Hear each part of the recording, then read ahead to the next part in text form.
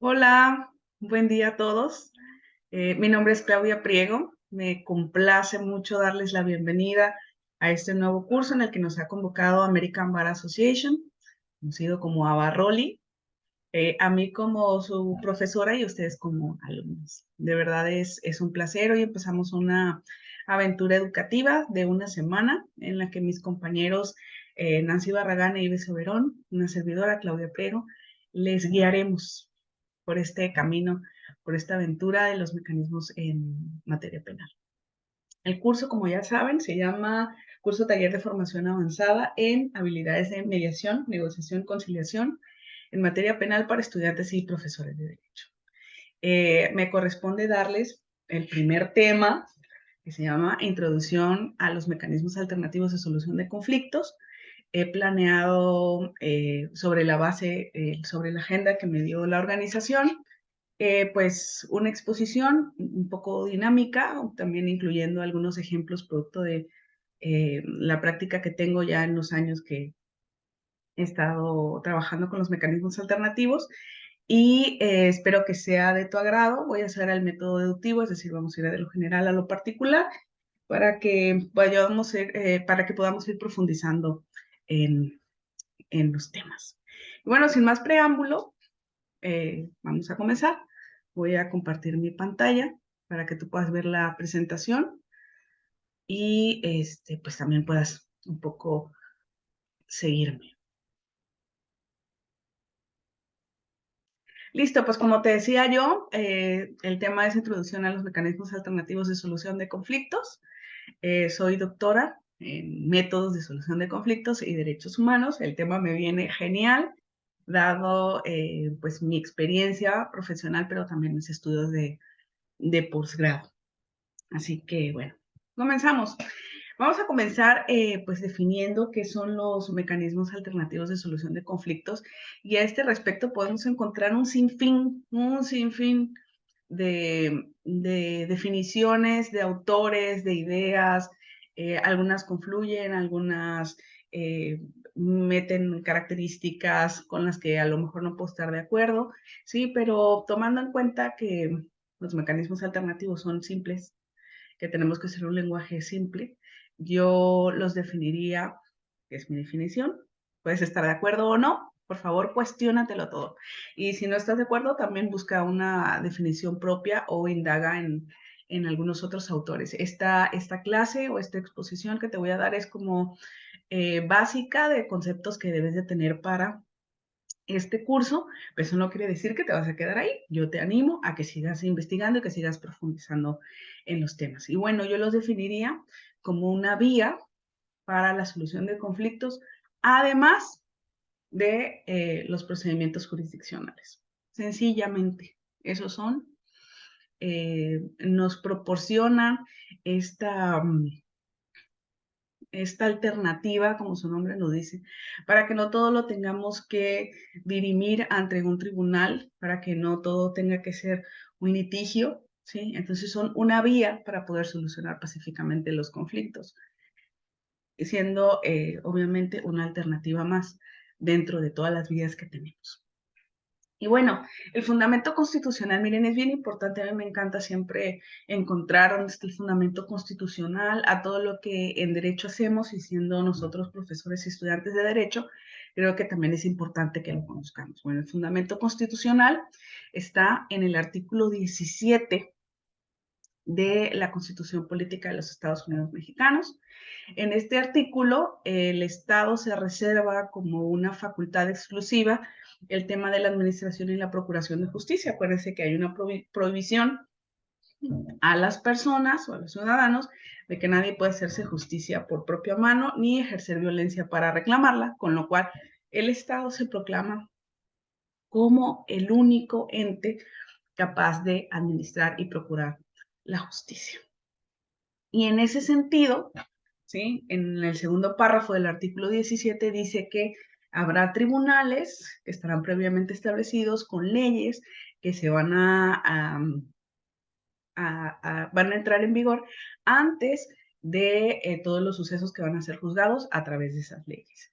Y ahí Al hablar de tribunales previamente establecidos, obviamente estamos hablando de todo lo que es la justicia tradicional, es decir, todo lo que tiene que ver con tribunales, juzgados, la justicia jurisdiccional como tal. Pero en el párrafo quinto de ese mismo artículo 17 constitucional, dice la propia Constitución que las leyes de este país van a prever mecanismos alternativos de solución de conflictos. ¿Cuáles leyes? Pues todas las leyes.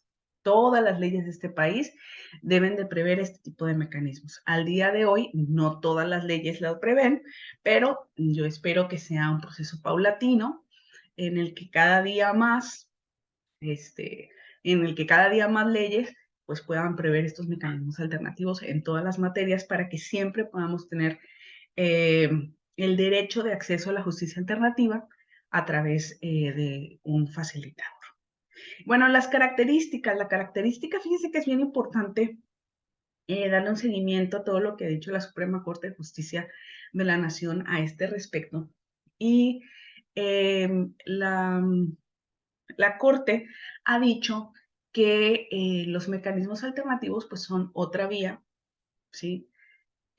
Diferente a los procesos jurisdiccionales, pero me encanta porque ella dijo que están en el mismo plano constitucional que la justicia tradicional, ¿sí? Ya no somos como el hermanito chiquito, ya no somos los que venimos ahí dando tumbos atrás, sino que la propia Corte, al interpretar este artículo 17 constitucional, ha dicho que los mecanismos alternativos y la justicia tradicional estamos en el mismo plano constitucional y que tenemos idéntica finalidad. ¿Sí? Y que por tanto los juicios pueden ser otra vía para solucionar los conflictos. Es importante, ¿sí? Que sepamos qué está diciendo el máximo tribunal del país, que además es el intérprete constitucional por autonomía en el país, y cómo define a estos mecanismos alternativos, cómo les está dando también un nuevo valor, una nueva presentación, ¿sí? Y les estoy hablando de una tesis aislada que ni siquiera es reciente, que es del 2014, así que los problemas que tenemos ahora para legitimar a los mecanismos alternativos en materia penal o todas las personas que dicen que, que no cumplen la misma finalidad, que no es lo mismo que un juicio, que prefieren los juicios, pues ahí está la Corte diciendo que pues los mecanismos alternativos pues, tienen exactamente el mismo rango constitucional que los procedimientos jurisdiccionales. Creo que esto es una gran victoria para los mecanismos alternativos. Muchas veces oímos a la gente decir, es que yo no creo en la mediación, yo no creo en la conciliación, y creo que esto ya lo debemos de haber superado hace mucho tiempo, porque la verdad es que al ser métodos de trabajo, al tener pasos que se siguen, que son flexibles, pero al final de cuentas seguimos un método de trabajo, pues ya no son producto ni de la casualidad y tampoco producto de la fe. Realmente son ejercicios prácticos que nosotros podemos llevar a cabo y de forma fehaciente demostrar que los conflictos se pueden resolver a través de ellos. Y bueno, los mecanismos alternativos frente al proceso judicial. Esto no significa que les voy a demostrar que los mecanismos alternativos son mejores que el proceso jurisdiccional. Les vuelvo a repetir, están en el mismo plano constitucional, simplemente que hoy me dejaron como encomienda eh, desglosar algunas ventajas que los mecanismos alternativos tienen frente al procedimiento jurisdiccional. Bueno, uno es el control de proceso y resultado por las partes versus la decisión de un tercero. Evidentemente, en los MASC, las partes son quienes tienen control del proceso. ¿Por qué? Porque yo puedo decidir qué día voy a ir, en qué horario voy a ir, puedo decidir con qué facilitador voy a tener mi reunión previa, mis reuniones conjuntas. Si surge algún tipo de conflicto de interés con el facilitador que me fue asignado, puedo pedir que sea cambiado, ¿sí? Y el resultado también depende de mí y de los acuerdos que yo haga con la otra parte que esté interviniendo dentro de la mediación o la conciliación, igual dentro de las juntas en materia penal. En cambio, En el proceso jurisdiccional, en el proceso judicial, la decisión la da un tercero. Este tercero es un juez, que nosotros sabemos que no puede ser cambiado porque me cae mal, no puede ser cambiado por alguna circunstancia, como por ejemplo, siento que me miro feo, no me siento a gusto con él, ¿sí? Los jueces sí pueden ser cambiados, sí hay procedimientos legales para ser cambiados, pero tiene que actualizarse alguna de las hipótesis que están en la ley y hacer un procedimiento para poder eh, sustituir al juez. No es tan fácil como en la mediación que yo puedo decir, ¿sabe qué? Mira, a mí me cae mal el facilitador que me fue asignado y entonces, por favor, cámbiamelo, ¿sí? Y regularmente tendría que hacerse. Entonces, todas estas circunstancias son las que nosotros podemos ir de alguna manera controlando dentro de los mecanismos alternativos, ¿sí? Puedo controlar cuánto tiempo va a durar una sesión, puedo controlar el hecho en los horarios, ¿sí? Puedo controlar el hecho del lugar donde se va a llevar a efecto el mecanismo alternativo. El segundo punto es que en los mecanismos alternativos nosotros trabajamos básicamente con la colaboración, mientras que los procesos judiciales trabajan con la contradicción. ¿Qué significa colaborar? Es un poco trabajar en equipo, un poco reconocernos diferentes, en el mecanismo alternativo, reconocer que no estamos de acuerdo en algo, pero también significa que vamos a trabajar en encontrar esas alternativas que nos beneficien a ambos y para eso tenemos que colaborar. En los procedimientos judiciales, el tema es la contradicción.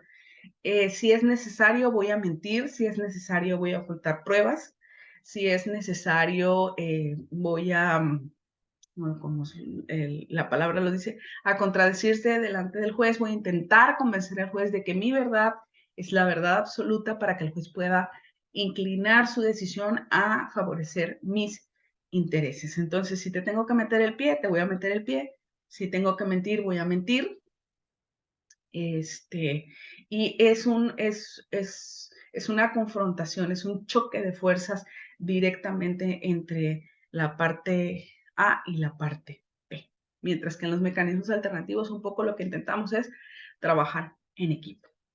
Bueno, entonces, lo que obtenemos de un mecanismo alternativo y de un proceso judicial es diametralmente diferente. Como estamos trabajando con colaboración, en los mecanismos es posible que obtengamos una negociación donde yo gane y tú ganes.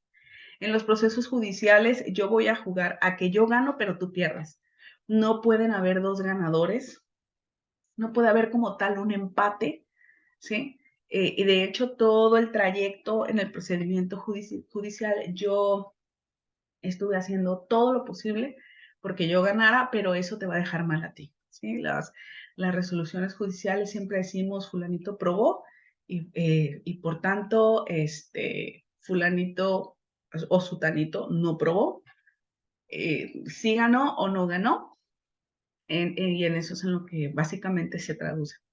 En los mecanismos alternativos intentamos que tanto las alternativas eh, propuestas como en las alternativas que sí llegan a materializarse en un acuerdo reparatorio, pues tengan esta característica de que yo no sienta como interviniente que salí perdiendo de ahí. ¿Sí? Al estar redactando el acuerdo reparatorio, una de las partes, bueno, tú eres facilitador y una de las partes te dice, bueno, pues si eso es lo que se tiene que hacer, pues ya que no estoy de acuerdo, pero si hace alguna de estas manifestaciones, tienes que volver a la mesa de negociación, tienes que volver a generar una lluvia de ideas, seguramente hay más alternativas que puedes evaluar para corregir esta sensación en el interviniente de que no sacó nada productivo y nada bueno para él, ¿sí? Tienen que quedar las partes lo más convencidas de que hicieron un buen acuerdo, generaron buenas obligaciones para ambas partes y que la negociación se tradujo en un ganar-ganar. Bueno, en los mecanismos alternativos también hay más compromiso de las partes con el resultado. Claro, porque si yo estoy proponiendo las alternativas de solución, yo las estoy evaluando y, y esa construcción de alternativas, propuestas y soluciones se materializa en un acuerdo reparatorio, evidentemente el compromiso que yo tengo para cumplir es mayor, mientras que en las sentencias hay menos compromiso de las partes. Puede ser que no me guste el resultado, eh, que lo vea injusto, ¿sí? Que lo considere ilegal, que no me parezca el punto de vista del juez, y eso hace que haya menos compromiso de las partes con la sentencia y por ende va a ocasionar que no se cumplan tanto como si se puede cumplir un acuerdo reparatorio. Esto es un sello, una característica importante de los mecanismos alternativos. Se supone que nosotros estamos buscando que las personas hagan sus propuestas, puedan analizarlas y que además se puedan comprometer a cumplirlas y por tanto el resultado sea más satisfactorio para ellos y también de cierta manera más satisfactorio para los órganos especializados que nos dedicamos al desarrollo y aplicación de los mecanismos alternativos, porque esto nos va a elevar el número de acuerdos reparatorios que se cumplen de forma voluntaria. Bueno, otras características es que los mecanismos, hay una posibilidad de reanudar el diálogo entre las partes, mientras que en el proceso jurisdiccional queda roto el diálogo. Efectivamente, después de un conflicto, después de la aparición de un conflicto, la comunicación queda fracturada o rota entre los intervinientes. Los mecanismos alternativos, de alguna manera, posibilitan la reanudación de este diálogo una vez que se ha solucionado el conflicto, mientras que en los procesos judiciales no, porque evidentemente si yo todo el proceso estuve metiéndote el pie, mintiendo, ocultando pruebas y teniendo una actitud en la cual éramos rivales, aunque yo gane, es poco probable que yo en algún momento quiera acercarme nuevamente a ti para poder reanudar el diálogo. Entonces las relaciones quedan muy deterioradas, muy fracturadas y en ese sentido, pues sí representa una ventaja hacerlo a través del mecanismo alternativo. Si el diálogo con el otro interviniente nos interesa, si la relación con la otra persona de alguna manera nos interesa y queremos conservarla. Los mecanismos alternativos también permiten soluciones creativas y esto me encanta porque, no sé, un mismo asunto se puede solucionar de tantas maneras como alternativas haya o como alternativas se propongan. Yo siempre le digo a las partes que innovemos, que no importa que cuando estamos en la lluvia de ideas generando opciones, no importa que me digan algo que ellos crean que es ridículo, que no se va a poder ejecutar, porque muchas veces esas son las soluciones que se traducen en algo creativo, en algo innovador, en algo único, que sirve para construir una verdadera respuesta para el conflicto que ellos tienen. Como directora de un órgano especializado, también les he dicho a mis facilitadores, no importa cuántas veces te turnen al día una carpeta por un mismo delito, como por ejemplo las amenazas. No te quedes solamente en que vamos a hacer un acuerdo de respeto, escarba, busca, crea, innova, ayuda a las personas a que a través de la lluvia de ideas puedan descubrir cuál es el camino para ellas. Sí, no basta nada más con pensar de, bueno, esto es un delito de amenazas y aquí en automático esta es la solución. No creo que eso es propio de los procesos jurisdiccionales que están ceñidos a la ley, que tienen una formalidad, que están encorsetados, que no pueden ir más lejos de lo que la ley ya previó, porque ese es el principio de seguridad jurídica que dice que las partes deben de saber a qué atenerse. Entonces, en una sentencia es poco probable que un juez se pueda salir de ese marco, pueda salirse de ese corsé y crear algo especial o algo específico para las partes, sobre todo porque también representa un trabajo creativo bastante importante y que si no encuentra fundamento en la ley, pues los jueces no lo pueden materializar. Mucho tiempo se ha hablado y es una verdad, una catedral, que los mecanismos alternativos de solución de conflictos pues son más rápidos frente a los procesos judiciales que tienen la fama de ser lentos, ¿sí? Y eso es una verdad. No, no hay mucho que decir al respecto. ¿Por qué? Porque nosotros no tenemos como etapas procesales, no tenemos formalidades procesales, no tenemos que cubrir o esperar ciertos términos y plazos, ¿sí? Sino que puede ser todo más ágil, incluso si las personas llegan juntas eh, con el fiscal del Ministerio Público y el fiscal en ese momento quiere derivarlo al órgano porque ya vienen las dos partes, en ese mismo momento pudiera atenderse el asunto, salvo que el órgano no pudiera y tuviera que agendar una nueva fecha, pero de todas maneras sería infinitamente más rápido que una solución ante ante un juzgado que tiene que guardar ciertas formalidades, dejar correr ciertos términos para poder avanzar a la siguiente etapa procedimental. El menor coste económico también es pues, una característica de los mecanismos alternativos que creo que todos conocemos. La Ley Nacional de Mecanismos Alternativos dicen que para poder actuar o intervenir en uno de estas prácticas, pues no necesitamos ni siquiera la asesoría de un abogado, lo cual ya ahí representa un menor costo frente al proceso jurisdiccional, en donde si nosotros no somos abogados, evidentemente sí vamos a necesitar una asesoría, porque va a haber que presentar escritos, vamos a tener que encuadrar nuestras declaraciones, vamos a tener que presentar documentos y en todo eso es mejor siempre estar acompañado de un abogado. Los mecanismos alternativos facilitan y conservan la relación, mientras que los procesos jurisdiccionales destruyen la relación. A lo mejor cuando se iniciaron los procesos jurisdiccionales todavía había algo ahí de la relación, pero es muy probable que cuando salga la sentencia, la relación ya esté destruida o muy probablemente se acabe de destruir cuando escuchemos que nos es leído el contenido de la sentencia definitiva. ¿Sí? Pero frente a eso, los mecanismos alternativos lo que busca es facilitar y que conservemos esas relaciones en caso de que nos interese. Hay gente también que llega diciendo, mire, sí éramos compadres, sí éramos comadres, sí éramos muy amigos de hace 20 años, sí teníamos esto así muy lindo, tal, pero ya no más. Y también hay que respetar esa posibilidad y esa decisión de los intervinientes.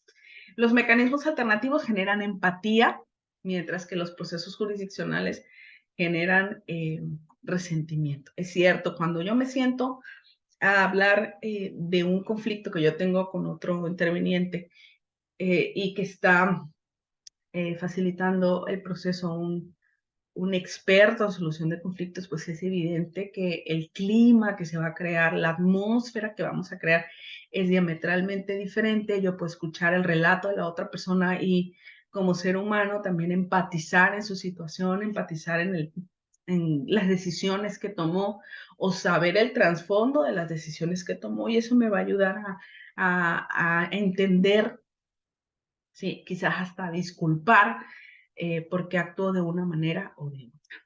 ¿Sí? En los procesos jurisdiccionales se genera mucho resentimiento por esto que les dije, de que las partes suelen mentir, las partes suelen ocultar información, ¿sí? Pues suelen meterse el pie, suelen hablar mal uno del otro en una audiencia pública y hay gente que está escuchando en esas audiencias y todo esto, ¿sí? Todo esto ayuda a que se genere resentimiento. Por último, los mecanismos alternativos previenen que se generen conflictos futuros, pero los procesos jurisdiccionales derivan en más problemas. En efecto, toda esta solución pacífica de conflictos de alguna manera sirve como un pilar educativo en la vida de las personas. todo aquel que ha pasado por una mediación, por una conciliación, por una junta restaurativa, es muy probable que aprenda que hay una forma pacífica de solucionar los conflictos. Es muy probable que le quede esta enseñanza grabada en su mente, en su corazón, en su alma, y que diga, oye, ¿yo por qué estoy peleando tanto? Por qué tengo esta manera de solucionar los conflictos? Y eso pueda ayudar también a que en conflictos futuros pueda solucionarlos de mejor manera, pueda incluso prever la aparición de nuevos conflictos. Sin embargo, en los procesos jurisdiccionales, como quedamos enfrentados, quedamos resentidos, quedamos desgastados económica, emocionalmente, realmente es poco probable que nosotros vayamos a aprender algo de cómo se solucionan los conflictos, ¿no? Es más, a lo mejor me quedo con un mal sabor de boca diciendo, es que la justicia no existe, ¿no? La justicia es un ideal que no existe, o los jueces son un esto, los jueces son un otro, y no vamos a aprender realmente que en nuestra vida diaria es necesario tener inteligencia emocional y aprender a resolver conflictos. Cuando yo fui proyectista de juez 16 años, a la par que era yo conciliadora, tenemos una doble función. Y miren, durante esos 16 años que yo les leía las sentencias a las partes, una vez que se las notificaban, les decíamos, ya salió la sentencia y se las leía, siempre había alguien que decía, no, yo voy a apelar, no, yo me voy a ir al amparo, yo esto lo voy a pelear hasta lo último. Entonces, esto deriva todavía en más problemas. O la gente también decía, sí, ya me ganaste esto. Bueno, pues ahora voy a iniciar otro procedimiento por esta otra cosa. Y entonces se volvía una cadenita de problemas sin fin. Hay muchas sucesiones intestamentarias de esta gente que murió sin ningún testamento, no dejó la herencia debidamente repartida entre todos sus hijos, y esos pleitos se pueden volver pleitos interminables de 20, 25 años, 30. Las personas vienen a arreglarse ya no existe la herencia, ya que ya se la acabaron, porque unos y otros se empezaron a demandar, empezaron a pelear, ya los hijos ya ni siquiera viven, ahora es pleito de los hijos del difunto, me refiero, ya ahora ya es pleito a lo mejor de algunos que sí sobreviven, pero ya con los sobrinos, y bueno, eso deriva en muchísimos más problemas. Bueno, esto es un poco el esquema, ¿sí? De algunas cuestiones, ¿sí? En las que resulta ventajosos a la aplicación de un mecanismo alternativo frente a los procedimientos jurisdiccionales. No estoy diciendo que los mecanismos alternativos sean para todo y que en todo se tiene que arreglar y a través del mecanismo alternativo, porque recordemos que el párrafo quinto del artículo 17 constitucional dice que en materia penal se tiene que regular la aplicación de los mecanismos alternativos, con lo cual no es para todos. Hay asuntos que no van a poder alcanzar una solución alterna, no van a poder celebrar un acuerdo reparatorio a través de una mediación, de una conciliación o de una junta, y que por ende sí va a ser necesario que se siga un procedimiento jurisdiccional. Simplemente que para lo que sí se pueda, para lo que sí esté regulada su aplicación, estas son algunas de las ventajas de los mecanismos frente a los procedimientos jurisdiccionales. Bueno, vamos a tocar un tema que vamos a estar viendo recurrentemente durante toda la semana. Les tengo que confesar algo. Yo ya tengo la agenda del curso. La organización no las adelantó, obviamente, porque cada uno de los profesores teníamos que ir pues armando nuestras clases y la información que les íbamos a dar, y obviamente el maestro Ives y la maestra Nancy Barragán van a ampliar la información que les voy a dar. Acuérdense que solamente es una introducción lo que estamos viendo ahorita, y entonces me voy a limitar a mencionar solo algunas características que pueden diferenciar la mediación, la conciliación y la negociación. Voy a empezar por la negociación. Y les voy a decir que para ser negociador, todos podemos entrenar, aprendernos técnicas para ser negociador, y para poder negociar no necesitamos un tercero. Esa sería la primera característica. Si sabemos cómo hacerlo, obviamente. Si sabemos cómo hacerlo, podemos entrar al quite de poder negociar nuestros propios conflictos. ¿Por qué? Porque en la negociación no se requiere la existencia de un tercero, sino que la parte A con la parte B pueden sentarse en una mesa y solucionar su conflicto si es que existe la posibilidad de que las dos partes lo hagan y se sientan con la capacidad de hacerlo. Entonces, ese sería un primer punto en cuanto a la negociación. También les tengo que decir que la negociación como tal no está regulada en la materia penal. La Ley Nacional de Mecanismos Alternativos solo menciona como mecanismos viables de ser aplicados en materia penal la mediación, la conciliación y las juntas restaurativas. Pero, ojo, eso no quiere decir que la negociación esté aislada o que no tenga interés para la materia penal. Lo que pasa es que la negociación, así como la puse aquí, es un mecanismo de solución de conflictos de forma aislada, donde dos partes se pueden sentar por ellos mismos a solucionar su conflicto. Pero cuando hablamos de la mediación y la conciliación, evidentemente un facilitador debe tener estas herramientas, debe tener conocimiento para moverse dentro de la negociación, para poder ayudar a las partes a evaluar sus alternativas y ayudarlos a poder negociar.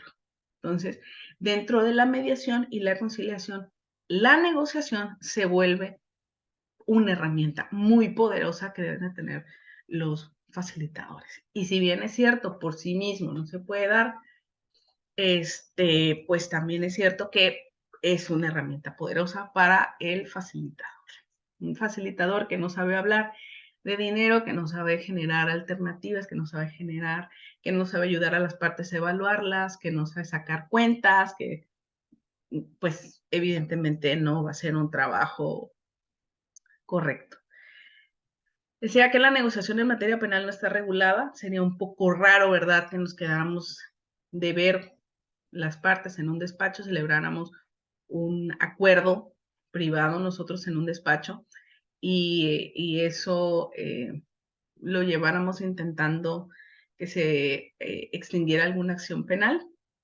El artículo 485 no lo permite, pero sí permite que se extinga la acción penal por cumplimiento de salida alterna, con lo cual creo que el fiscal del Ministerio Público, si llegara el caso de que dos personas aparecieran en esta situación, creo que los tendría que derivar al órgano especializado para que el órgano, a través de un facilitador, pudiera, ¿sí?, ayudar a las partes a construir el acuerdo, a cerciorarse de que de verdad se hizo ganar-ganar, ¿sí? Y entonces, al reunirse esa formalidad, pudiera materializarse un acuerdo reparatorio que el Ministerio Público o el juez de control pudieran en su momento aprobar.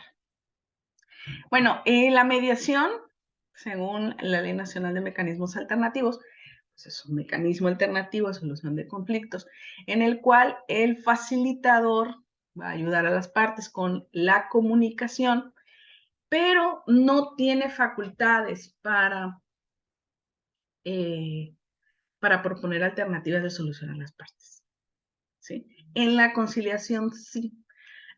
Esta misma ley dice que el facilitador, cuando está conciliando, sí puede proponer alternativas de solución a las partes. Y entonces, esa sería como la diferencia básica, ¿sí?, que dice la ley. Si ustedes checan las definiciones de una y de otra, van a encontrar que son muy, muy, muy similares y que la diferencia es precisamente en que en la conciliación el facilitador sí puede proponer alternativas, pero en la mediación no las puede proponer.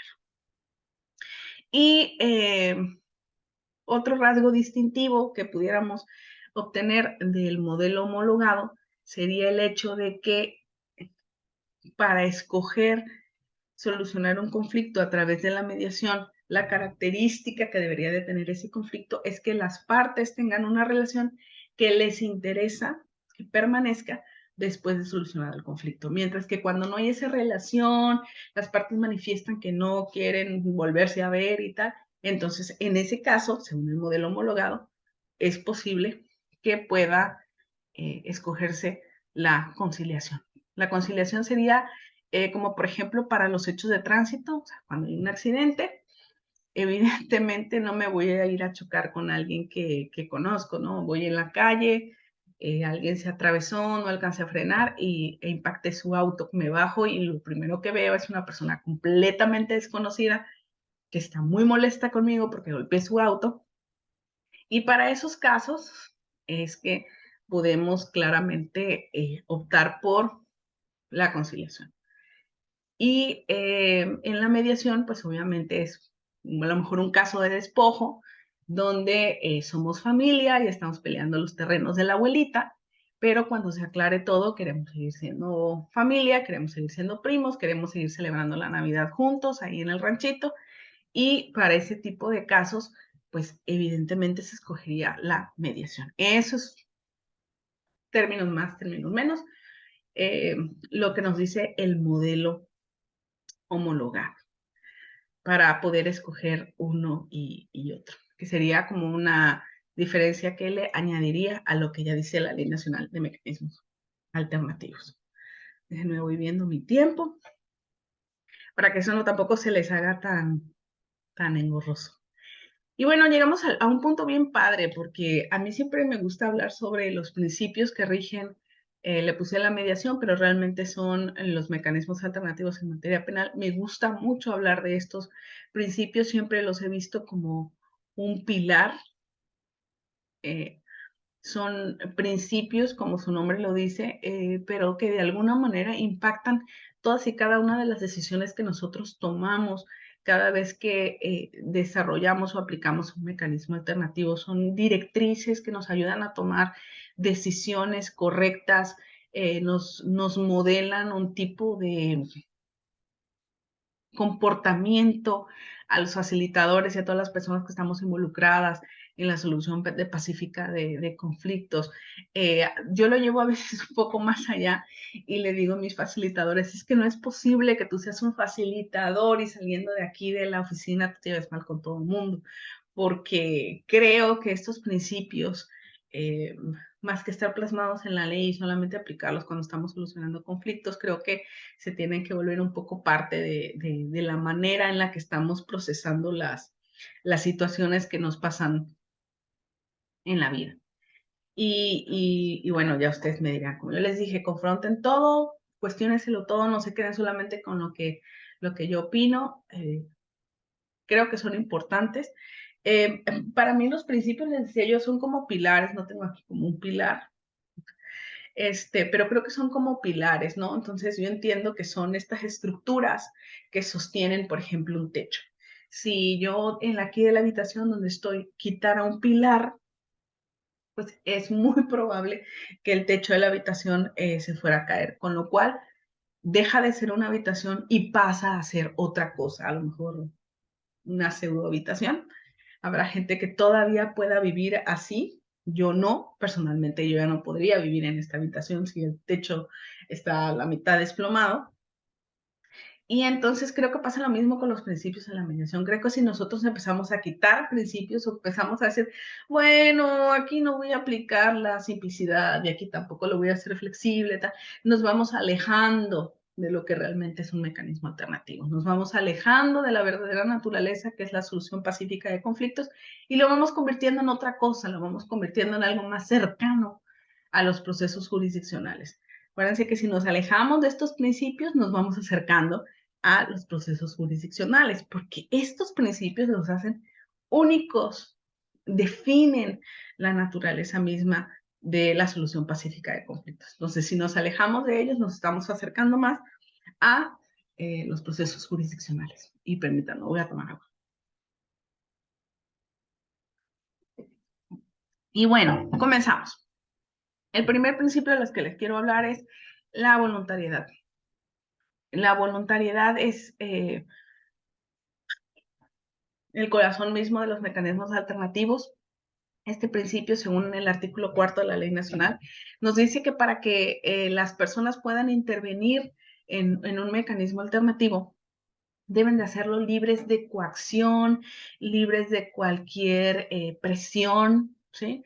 Debe de ser completamente voluntario desde que inicia el mecanismo alternativo, mientras se ejecuta el procedimiento, el mecanismo alternativo y hasta la firma del acuerdo reparatorio. Todo tiene que ser voluntario, es decir, la persona se puede retirar, puede ser que ya estamos, no sé, evaluando opciones y la persona dice, momento, ya no quiero estar aquí.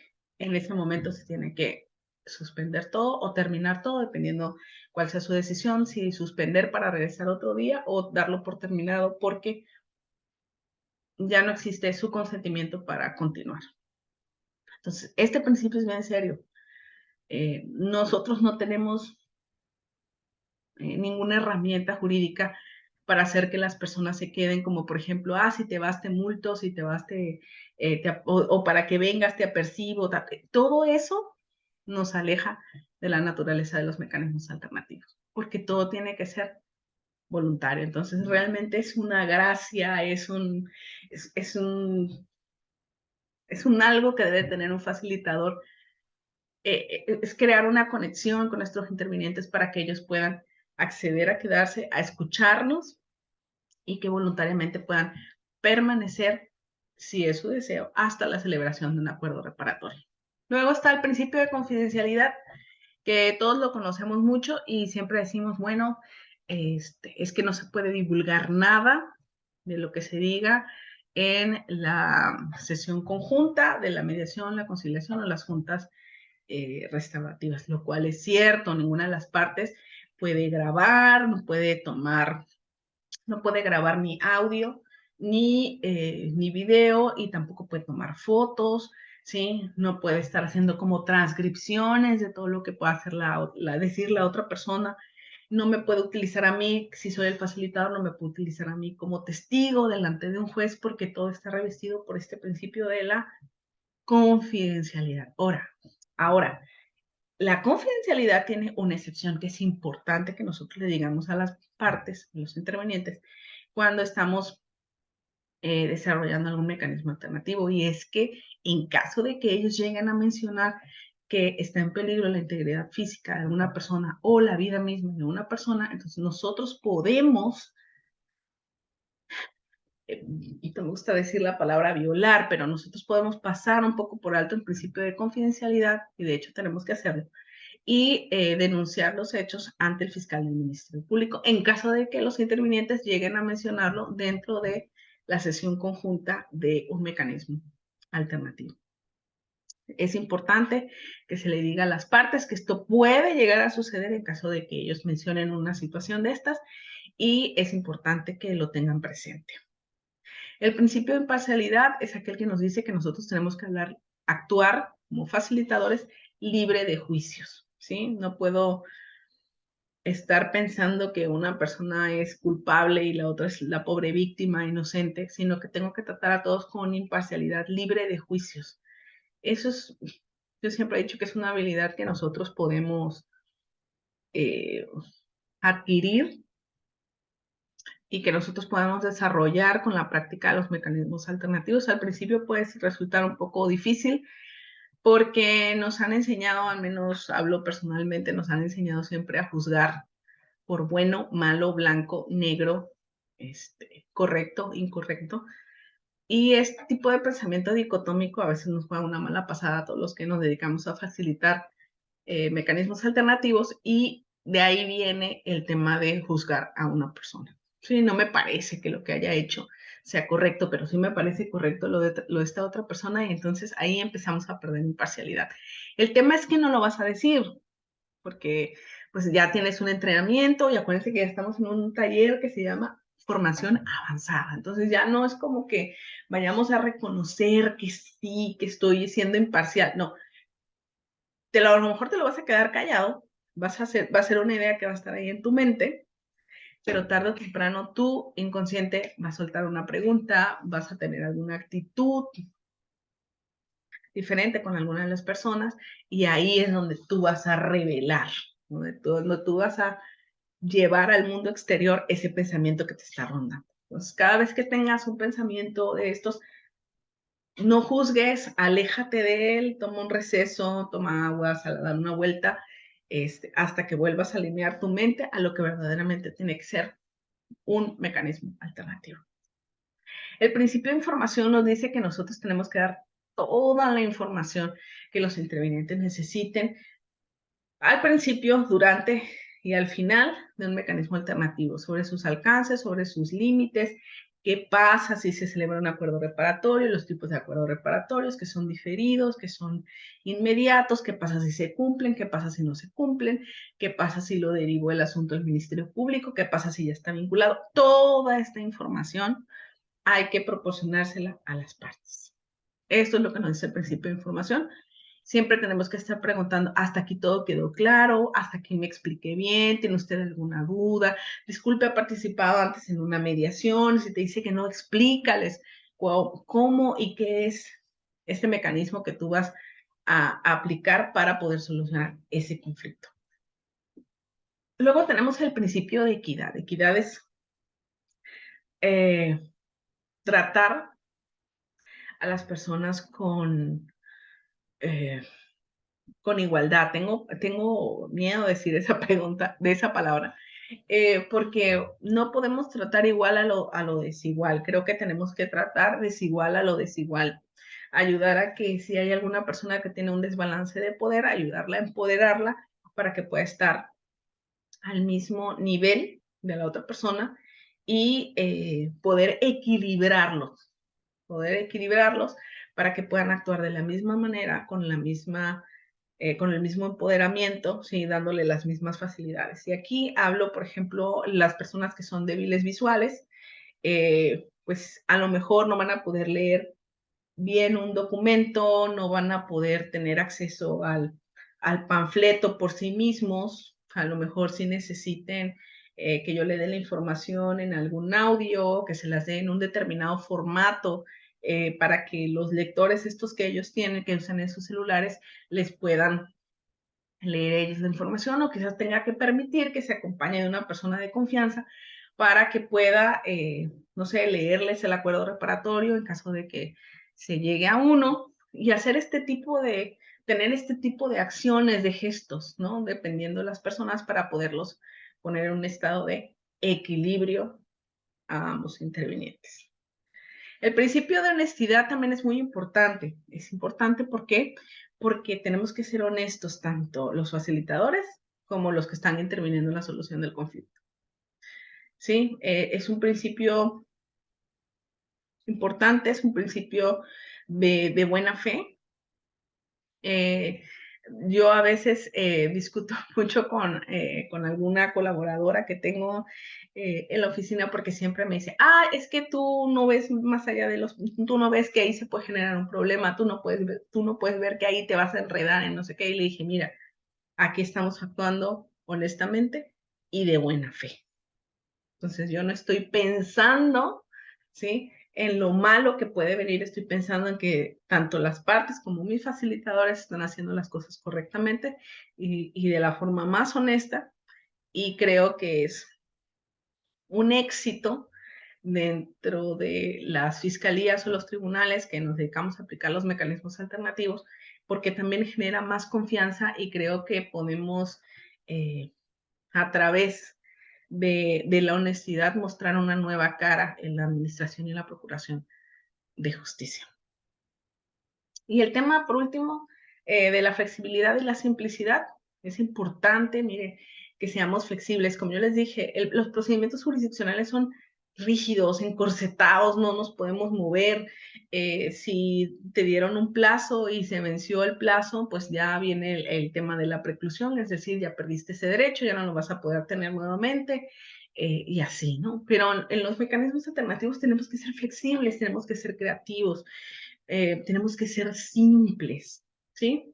Entonces, esa flexibilidad a mí como facilitador me puede permitir, a lo mejor, si mi compañero va a estar de guardia un 10 de mayo, porque yo soy mamá y no puedo ir el 10 de mayo a celebrar a mi mamá, pero las partes solamente pueden ese día, a lo mejor me permito ser flexible, mover la agenda y dejarle ese asunto a mi compañero que ese día va a ser guardia. No porque digamos, no, porque es que ese día solamente queda una guardia. No, hay que ser flexibles en cuanto a las necesidades de las personas. Hay que ser simples, simples, hay que ser simples para hablar, hay que ser simples para no usar tantos términos jurídicos para que los intervinientes, que a lo mejor no son abogados, puedan entendernos de una mejor manera. Ahora, si tienes abogados, doctores en derecho, pues entonces a lo mejor no tenga ninguna consecuencia el hecho de que si uses término jurídico, porque te lo van a entender perfectamente y eso no le va a quitar la simplicidad. Pero mientras tengas personas que a lo mejor no tienen la misma educación que pudiera tener un doctor en derecho, porque a lo mejor pueden ser doctores, ingenieros y tal, pero no pueden entender la terminología jurídica, pues no lo uses. Sé flexible en cuanto a lugares, horarios, a darle opciones a las personas para que realmente puedan solucionar sus conflictos. Bueno, los derechos de los intervinientes, vamos a pasar rápido porque no me quiero extender más. Los derechos de los intervinientes. Es importante que en un discurso de apertura puedas decirle a las personas cuáles son sus derechos. A lo mejor te va a ayudar también el hecho de tener una sesión preliminar, como dice la Ley Nacional de Mecanismos Alternativos, con cada uno de los intervinientes. Aquí le tienes que decir toda la información que sea necesaria. Esto atendiendo al principio de información que te acabo de decir, que te acabo de explicar y que ya vimos en la diapositiva anterior. Bueno, las personas tienen que recibir toda la información que sea necesaria. Decirles que también tienen derecho para pedir la sustitución del facilitador en caso de, como te dije anteriormente, que exista un conflicto de intereses. Tienen que recibir un servicio acorde con los principios, por eso es importante que conozcamos los principios, y también acorde con la ley. ¿Sí? Por ejemplo, es un derecho recibir un servicio de calidad que esté desarrollado por un facilitador. Si es acorde a la ley, pues obviamente que tenga la certificación que dice la ley, ¿sí? Que haya pasado el proceso que dice la ley para que pues, sea certificado por el órgano especializado y ese va a ser un servicio de calidad en este caso. Tiene derecho a no ser coaccionado y aquí vemos que es pues la materialización del principio de voluntariedad. No puede ser coaccionado de ninguna manera, es un derecho. Tiene derecho a expresarse libremente en todas sus emociones, en todos sus sentimientos, en todo el conflicto. Sí, siempre y cuando pueda evitar faltarle el respeto a la otra persona, porque como nosotros sabemos, pues mediante el desarrollo de una reunión conjunta, pues no podemos permitir, ¿verdad? Los insultos, ni las amenazas, ni una comunicación que no sea la adecuada para un mecanismo alternativo. Es derecho de los intervinientes dar por concluida su participación cuando así lo deseen. Simplemente, ¿por qué? Porque es su deseo. Simplemente. Oiga, mire, yo quiero dar por concluido hasta aquí, creo que no estamos haciendo nada, no creo que esto se vaya a solucionar mediante un acuerdo reparatorio. Si así lo desea, ahí se tiene que dar por concluida su participación. Es un derecho a intervenir personalmente en las sesiones. Ahorita vamos a ver también las obligaciones, les voy a hacer algún comentario al respecto, pero es su derecho poder acceder a las reuniones conjuntas y a intervenir de forma personal. Y también es su derecho solicitar la intervención de auxiliares expertos. ¿Cuándo vamos a necesitar auxiliares expertos? Bueno, pues cuando haya que medir un terreno y ninguno sea ingeniero agrónomo o ingeniero que sepa medir un terreno, ni usar los instrumentos especiales que se necesitan. Por ejemplo, cuando en un hecho de tránsito necesitamos un perito que nos diga quién fue el responsable y a lo mejor todavía no está en la carpeta de investigación y entonces vamos a necesitar hablar a un auxiliar, un experto, un perito, para que nos diga y nos determine ese tipo de cuestiones y entonces sí podamos buscar una solución que sea adecuada para nuestro conflicto. Y por último, las obligaciones de los intervinientes. Bueno, ellos, así como tienen derecho, pues también tienen obligaciones. Esa es la dicotomía de la ley. Siempre frente a un derecho hay una obligación que nosotros tenemos que acatar. Una es acatar los principios y las reglas de los mecanismos alternativos. Es importante que se los expliquemos porque, como les dije, son pilares de conducta que tanto los facilitadores como los intervinientes tienen que respetar. Tienen que conducirse con respeto durante las sesiones, esto es evidente, no podemos dejar que insulten, que golpeen la mesa, que tengan algún tipo de comunicación verbal inadecuada entre ellos, amenazas, ¿sí? A veces esto es un poco imposible porque yo no sé qué gesto, no sé qué palabra pueda incomodar a la otra persona. Pero bueno, cuando las detectemos, tenemos que frenarlo. También es una obligación de los intervinientes cumplir con los acuerdos que se toman en los mecanismos alternativos. Si yo estoy comprometiéndome a participar en el mecanismo alternativo y además ayudé a la construcción de la solución, ya firmé un acuerdo reparatorio, pues es una obligación cumplir con el acuerdo. Y el punto de asistir personalmente a las sesiones o por conducto de un representante, vimos que es un derecho, el tema de intervenir personalmente, pero puede existir la excepción de que se haga a través de un representante.